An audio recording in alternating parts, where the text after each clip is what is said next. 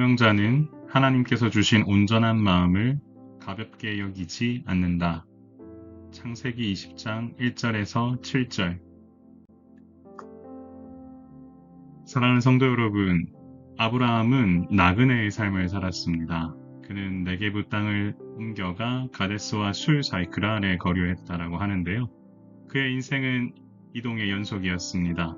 마치 이것은 우리의 삶과도 비슷하죠. 익숙한 곳을 떠나 새로운 곳으로 나아가는 삶 가운데 불안과 불확실성을 동반합니다. 하지만 그 속에서 하나님은 깨달음을 주시고 또한 새롭게 가야 할 방향도 허락하시지요. 이처럼 옮겨가는 인생의 여정을 하나님께서는 또한 결코 그냥 두시지는 않음을 저는 요즘 느끼고 있습니다.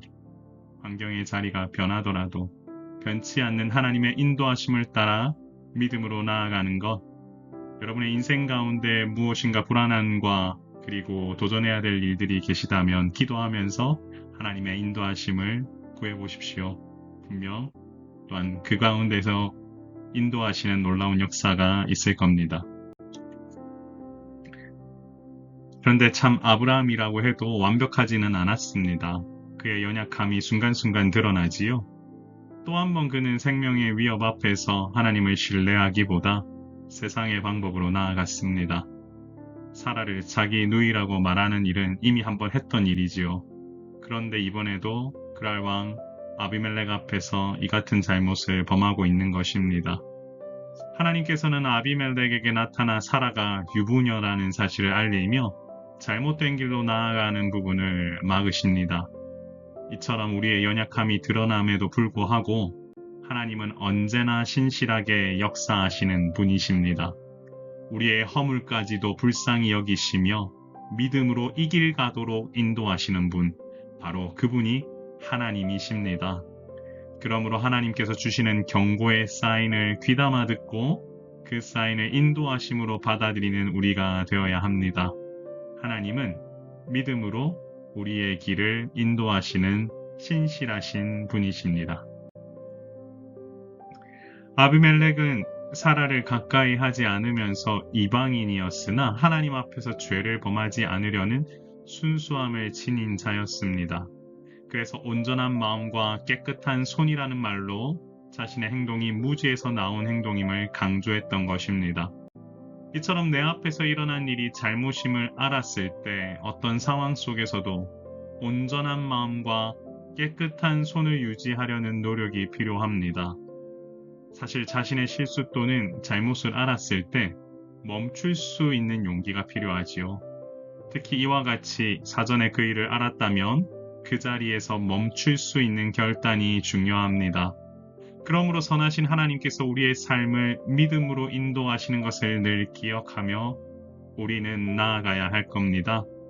내게 온전한 마음과 깨끗한 손, 그 부분을 느끼게 하심이 있었다면 그것을 지킬 수 있도록 멈춰서는 것, 죄로 나아가지 않고 멈춰서는 것이 믿음입니다.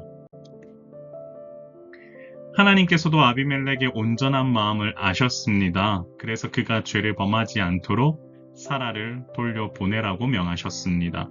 그리고 아브라함에게 대하여 설명하시면서 그는 선지자라고 말씀하시는데 아내를 돌려보내면 그 선지자인 아브라함이 너를 위해 기도할 것이라고도 말씀하십니다.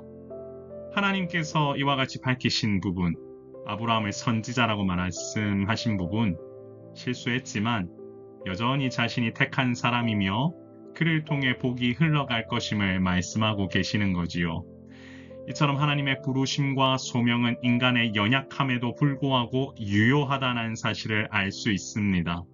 그렇기 때문에 소명자라면 자신의 연약함을 발견한 순간 신실하신 하나님을 기억하고 자신의 잘못을 멈출 수 있어야 합니다. 그것이 믿음으로 가야 할 성도가 가야 할 방향이며 우리가 주님 앞에서 보여야 할 태도임을 기억합시다. 사랑하는 성도 여러분, 소명자는 하나님께서 주신 온전한 마음을 가볍게 여기지 않습니다. 아비멜렉은 하나님 앞에서 자신이 온전한 마음과 깨끗한 손으로 사는 자임을 보이려 했습니다. 아브라함의 연약함 때문에 이와 같은 일을 겪긴 했지만 하나님의 인도하심 앞에서 그는 멈춰서는 용기를 보이지요. 또한 하나님께서는 아브라함에게도 실수했지만 그를 선지자라고 여기시며 여전히 하나님과의 관계를 온전히 이어가고 있음을 보이십니다. 이처럼 소명자는 자신의 연약함에도 불구하고 하나님께서 자신을 통해 이루시려는 계획이 있음을 알아야 합니다. 그런 사람이라면 하나님께서 주신 마음을 결코 가볍게 여기지 않으며 하나님께서 주신 온전한 마음을 지키기 위해 힘쓸 것입니다.